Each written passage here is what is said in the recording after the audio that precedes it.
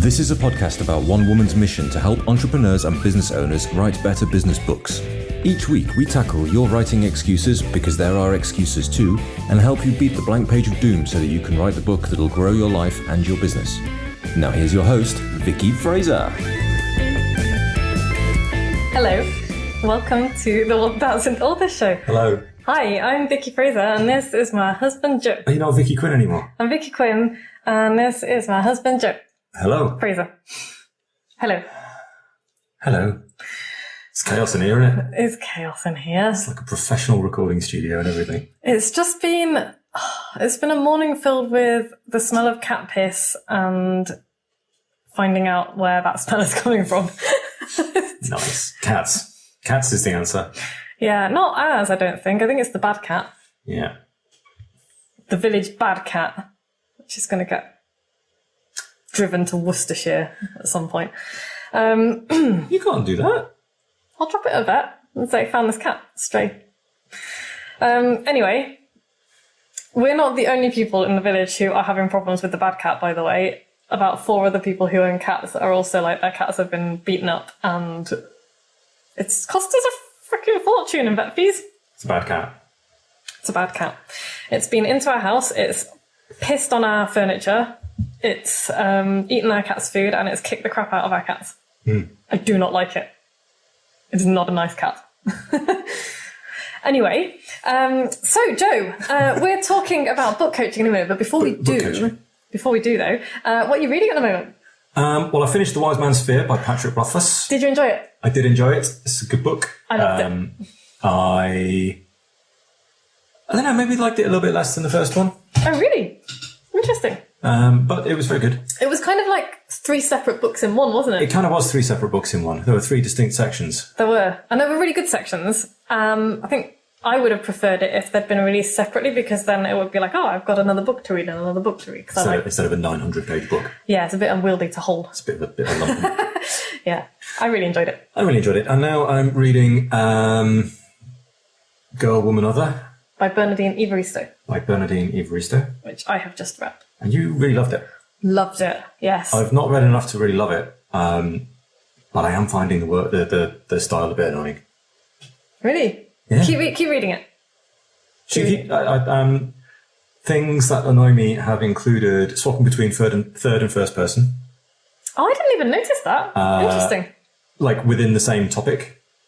And it's just like, what? I did not notice that. Okay. And due to the quirky, arty, oh so cool lack of punctuation. It's not a lack of punctuation. There's definite lack of, well, there's a lack of something, like full stops and things. I have found a few instances where I can't tell whether this sentence is following on from the previous or starting anew. Interesting. I did not have that problem. So I'm just like, I find myself like stumbling and going and rereading bits and trying to figure out whether we've moved on yet or not. Okay, that's a shame. That is a point to make, though, is that I didn't have that problem, but Joe obviously did have that problem. And so if you decide that you want to write in a way that is unconventional, bear that in mind, because you absolutely will alienate some people. And it might not be your target audience. But the thing is, I think that book I think it's an important book, and it's an important story, and it's important messages in there.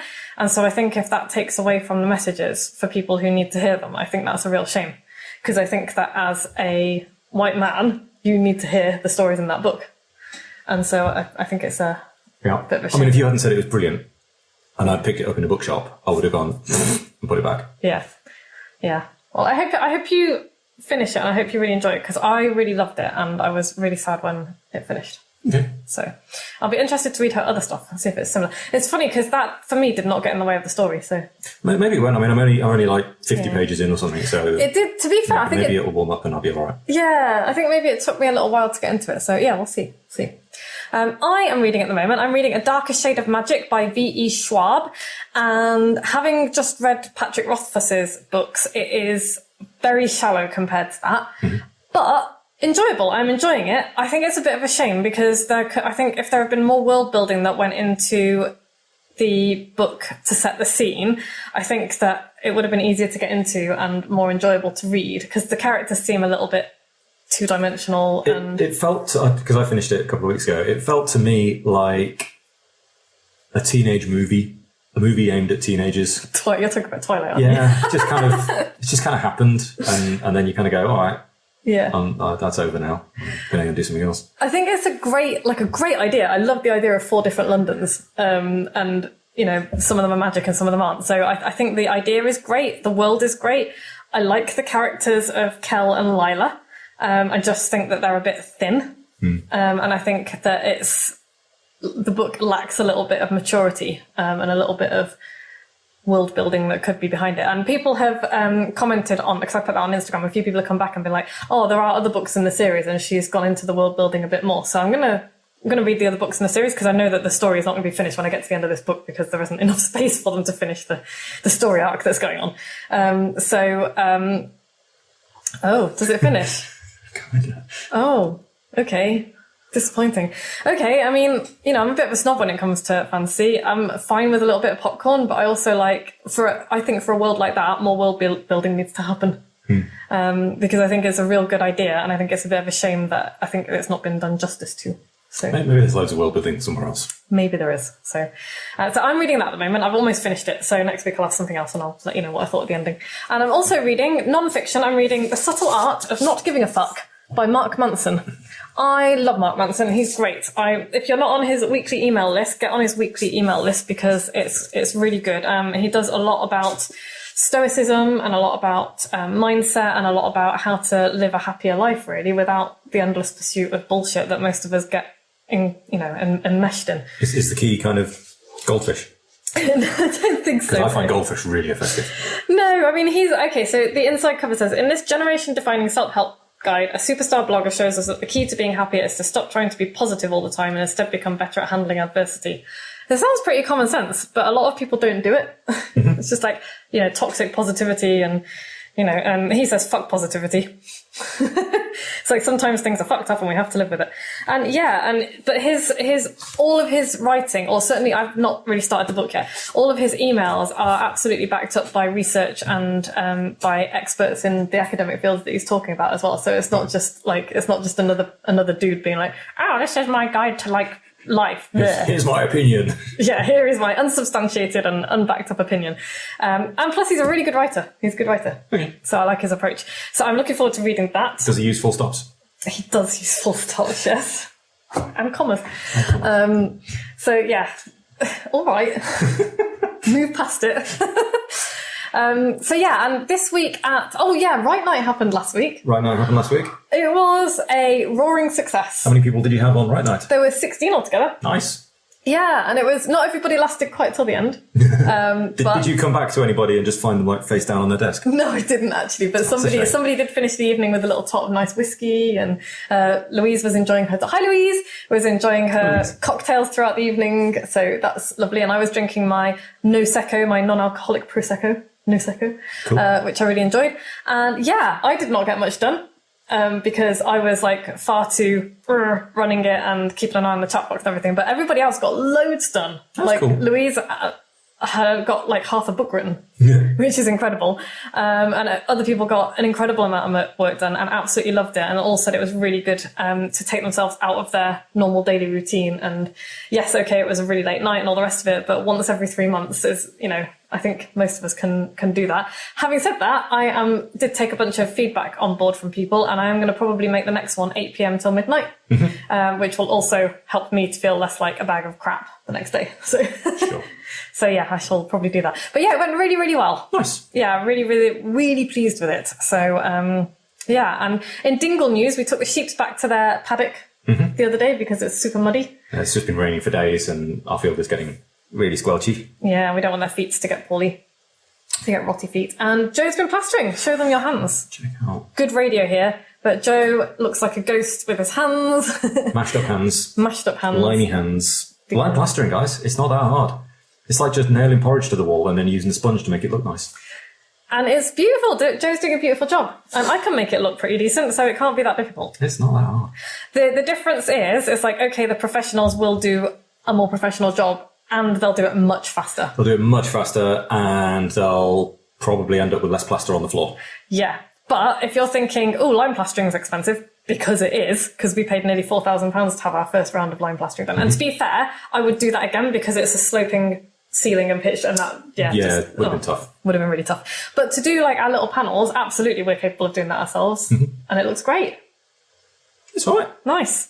Okay, so we're talking now about book coaching. So last week we talked about why might you want to work with a book coach?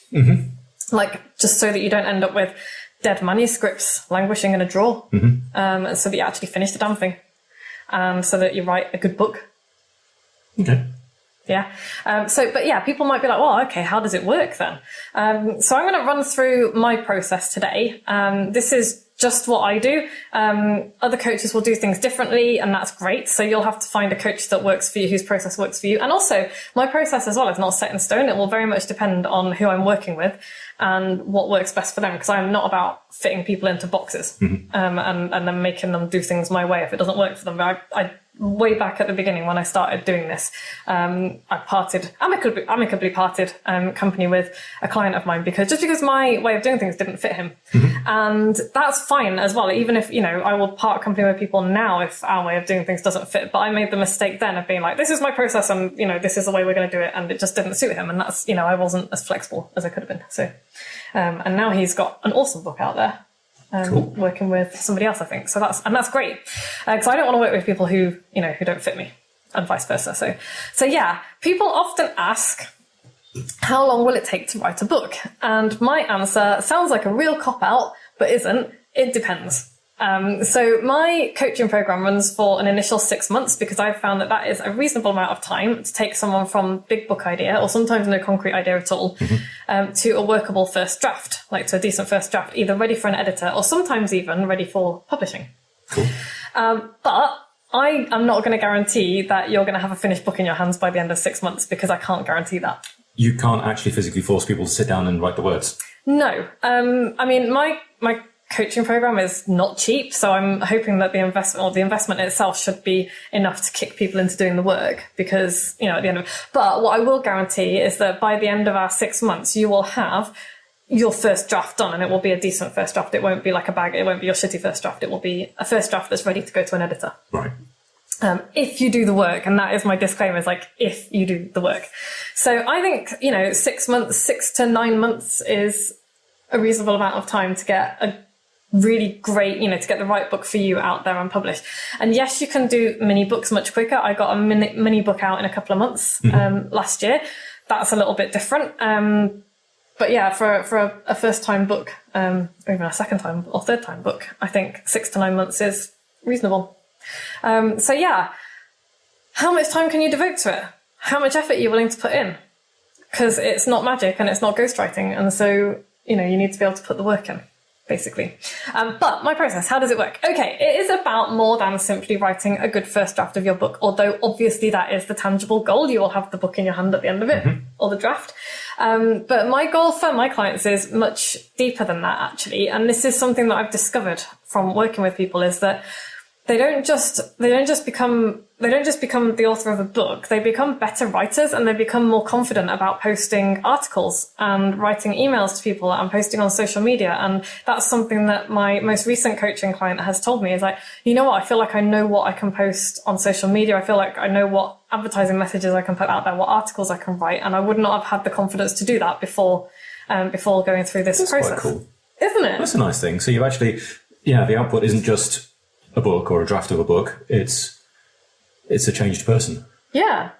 More confident person. That's cool. Yeah, more confident writer, more competent writer as well, because your writing skills will improve as well if I'm doing my job properly. So yeah, there's a whole confidence thing. There's a whole mindset part of it, because on each call I noticed a pattern with my clients. Not all of them, but many of them. They'll kind of start a call and they'll be like, oh, I'm feeling really not sure about this today. I'm not feeling confident about this. Oh, I don't think this is a very good idea. I don't know how to do it. And at the end of the call, they will quite often say, that was great. I know exactly what I've got to do next. I feel really good about it. And we've, played with that idea, and I feel like I know exactly what I'm doing now. Okay. And so that's the kind of thing that a good coach should be able to do for you. So I can't tell you what happens month by month in my coaching program, because that's different for everybody. But I can tell you that at the beginning, we start off with Oh, shall I just walk through the process? Yes. I could do, couldn't I? So hopefully by the time somebody gets to actually have a conversation with me, you'll have read my book, you'll have, stalked me on social media and my blog and read a load of stuff. Listen to a few podcasts. Hopefully, yeah. Listen to a few podcasts, and you all know what sort of a person I am and what sort of a writer and coach I am and how I work. And if you like everything that you hear, then we're gonna get to the next stage, which is you're gonna fill in a 2-minute application form. I always have people fill in an application form because it saves time on both ends. And if I think we'll be a good fit, we book a call. So we hop on a 30-minute Zoom call, a free call, so that we can both have a chat about, because this is a big investment for my clients and it's a big investment of time and effort from me. So I want to make sure that you're on board with it, that we're a good fit. And then you tell me all about your book project or your big idea or your lack of it. I ask you questions. I ask you, bunch of stuff, including stuff that I will ask you again on an intake questionnaire if we decide that we want to work together. Things like what are your goals for your book and all that kind of stuff. What have you struggled with before? And you ask me questions. I will tell you about my coaching program, how it works. And by the end of that call, we will have a really good idea if we're a good fit. Yeah. Yeah. An idea whether you're going to work well together, whether you like each other, whether you're going to, move forward with the thing. I think it's a good, sensible introduction, isn't it? Absolutely. We're going to be working together for 6 months. We're going to have a call every week. We need to know that we're going to get on, because otherwise it's not going to last very long. The next thing that happens is if you decide that you are in and you want to do this, I send a contract based on our conversation, and it outlines all of the stuff that we've talked about, the stuff that we're going to do with you, sets out what's expected for each of us. We both sign it, and then we start. I send the first invoice and the detailed creative book coaching questionnaire through for you to complete to get you started before the first proper call, which is going to be either your big idea or, if you've got your big idea, refining it and then getting an outline down. Nice. So the first couple of weeks is all about prep work, all about making sure that we know where we're going, who we're writing for, why we're writing, all of that good stuff. So that by the time, what change you want to invoke in the reader. Exactly. Yes. Nice. You do listen to me, don't you? Oh, yeah. And then after that, it's week by week. We set writing goals for you. If you get work to me 3 days before our next call, I will review it. We can go through it in the call. I will answer your questions. I will get you past roadblocks. I will get you from, I'm really stuck to, I can't wait to get started again. And that is something that I'm really, really good at. I will also help you to keep the book on track, because it's really tempting to be able to go like kitchen sink it. It's like, I'm just going to throw this in and that in and this in. And I've got so many things I want to talk about. I'll talk about all these ideas, and your book just becomes this big bloated like monster. And a good book coach will be able to stop that from happening. They'll be able to be like, you know what, these are great ideas. Let's put them over here for book number 2 or for a blog post. That's an article. That's a blog post. Trim that down. Exactly. Yeah. We keep Stay it on target. Stay on target. Yeah. Stay on mission. So where are we going? Why are we going there? And that's not to say that the book can't change. I've worked with people whose books have changed, and it's like, you know what, this isn't quite the right direction. We've got a lot of stuff here that we're going to use for something else, and a lot of stuff that is going to be part of this book. And actually, this is the book you want to write. Okay. Yeah. And the other thing that we do is, like, I don't have a step-by-step blueprint that I take people through, because great books don't always work like that. I'm not helping people write a glorified business card or something to wave at from a stage. Mills and Boon. My sister once applied to write a Mills and Boon book, and they said, "Great, lovely. Here's how a Mills and Boon book works." And it was like a 4-page document that said, in chapter 1, you will introduce this, this, and this. In chapter 2, there will be an event where this, this, and this happens. And it was like, it was an entire, because people who read Mills and Boon's romance novels, they have expectations. They have expectations, and they're all the same. They're all exactly the same, because they all follow this blueprint. Yeah.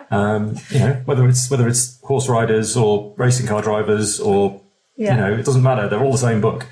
And you know what? I'm not knocking them at all, because Mills and Boon, they know what sells. Yeah, they know what sells, and they know what works, and, more power to them. And I know a few people who are writing fiction to a formula that they know works.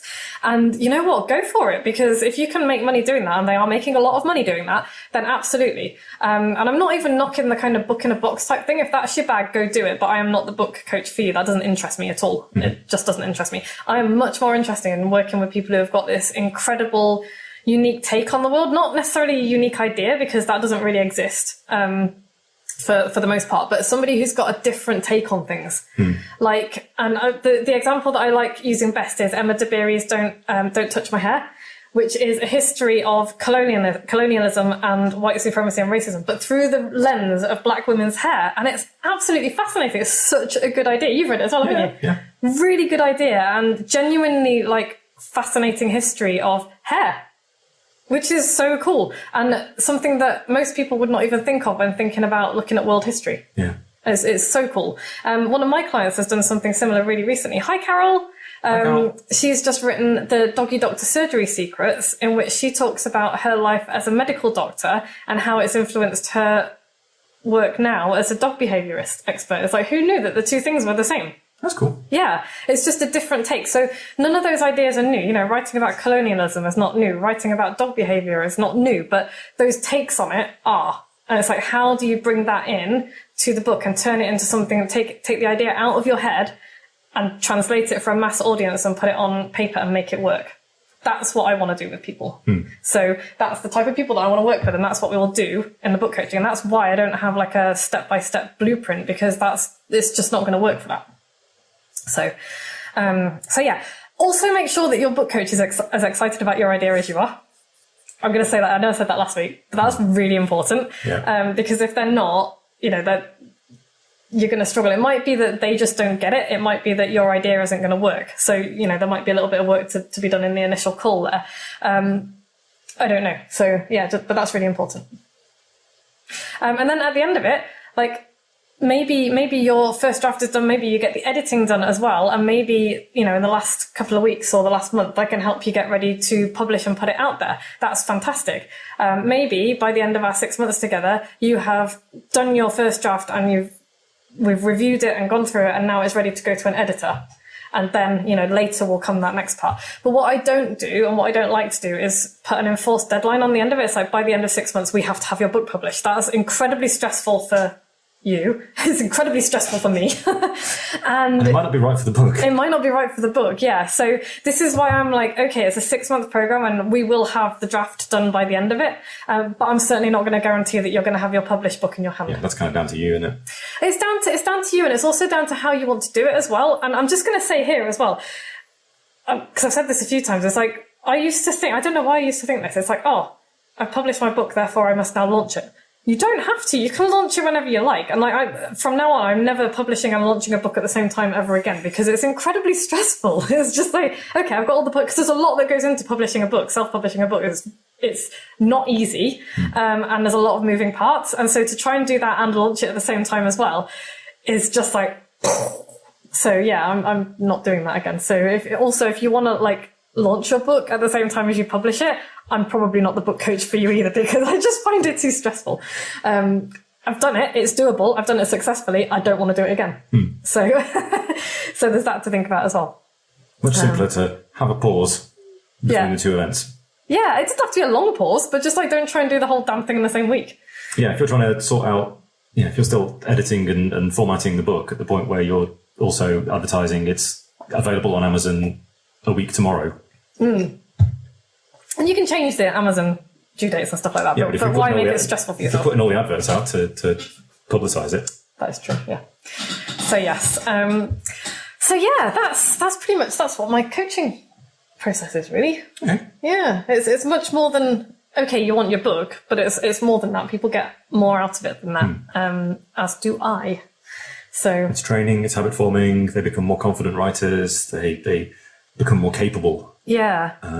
Business people. Yeah. They can be more confident with their communications, and they get a book. And yeah, I want to help people write a book that's a bigger part of the bigger picture of their personal growth and their business growth as well. So it's not like, I'm not saying we're writing this like lofty goal kind of Booker Prize winning whatever. Maybe it will, I don't know. But it's not a glorified business card that you can just wave around from a talk on a stage. But also, it's not a standalone, this is my life's work masterpiece kind of, and it's going to stand for itself, blah, blah.